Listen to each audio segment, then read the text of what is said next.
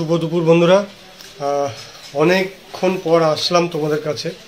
গতকাল একটাও ভিডিও আমি বানাতে পারিনি, কারণ কালকে তোমরা জানো যে আমার একটা বিয়ে বাড়ি ছিল, সে কারণে একটু ব্যস্ততার মধ্যে ছিলাম সারাটা দিন, তো সে কারণে মিস হয়ে গেছে।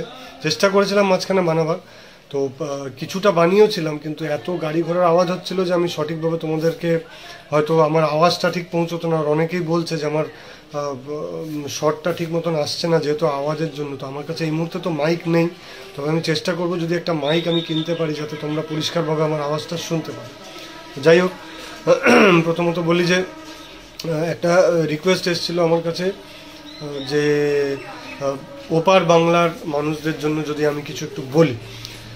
তো যেহেতু ওরা এতটা সাপোর্ট আমায় করছেন, এখনও করে যাচ্ছেন, করেছেন আগেও, তো প্রথমে আমি প্রত্যেককে ওপার বাংলা এবং সাথে এপার বাংলা সবাইকে আমি জানাই আমার কৃতজ্ঞতা, আমার ভালোবাসা, আমার আন্তরিক অভিনন্দন যে আপনারা আমার পাশে দাঁড়িয়েছেন, আমার সাথে এসেছেন, এত ভালোবাসা দিয়েছেন।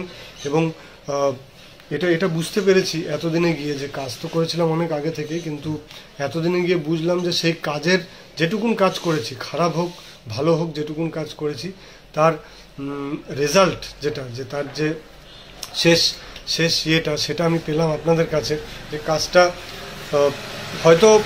হয়তো কোথাও আপনাদের মনে ধরেছিল সে কারণে। এবং অবাক হলাম একটা জিনিস, সেটা হচ্ছে যেটা বলবো যে ওপার বাংলার জন্য, যে এপার বাংলার মানুষ পশ্চিমবঙ্গের মানুষ তো ভালোবাসতেন, জানতাম, হয়তো কোনো সূত্র ছিল না সেটা জানবার, ফেসবুকের মাধ্যমে সেটা জানতে পেরেছি, কিন্তু ওপার বাংলার মানুষ যে এত ভালোবাসেন আমাকে, আমার কাজটাকে, এটা আমার জন্য সত্যি একটা আশ্চর্যের ব্যাপার ছিল। কারণ আমি কোনোদিনও ভাবিনি, আমি ভাবতাম হয়তো আমার ছবি হয়তো সেভাবে কেউ দেখেননি ওখানে আর কি, বা দেখে থাকলেও সেখানে আমার কাজের কোনো লোকের চোখে পড়েনি। কিন্তু সত্যি অবাক হলাম যে এত ভালোবাসা, এত মানুষ ওখানে আমার ভালোবাসেন, এত আশীর্বাদ পাই ওখান থেকে। এটার জন্য প্রত্যেককে জানাই মন থেকে ধন্যবাদ। আর আরেকটা রিকোয়েস্ট যেটা এসেছিল এবার বলি, যে জানেমান ছবির ব্যাপারে অনেকে বলেছেন যে যদি ওর কোনো ঘটনা আপনি একটু বলেন। তো জানেমান ছবির প্রথম দিনই একটা বড় ঘটনা আছে, একদম ফার্স্ট ডে যেদিন আমি শ্যুট করতে হায়দ্রাবাদ যাই রামোজি ফিল্ম সিটিতে। তো আপনারা যদি দেখে থাকেন জানেমান ছবি, আমার এই চুলটা এখান থেকে এতটা গোল্ডেন কালার করা ছিল, যেটাকে ব্লন্ড কালার বলে, ওটা গোল্ডেন কালার করা ছিল চুলটা।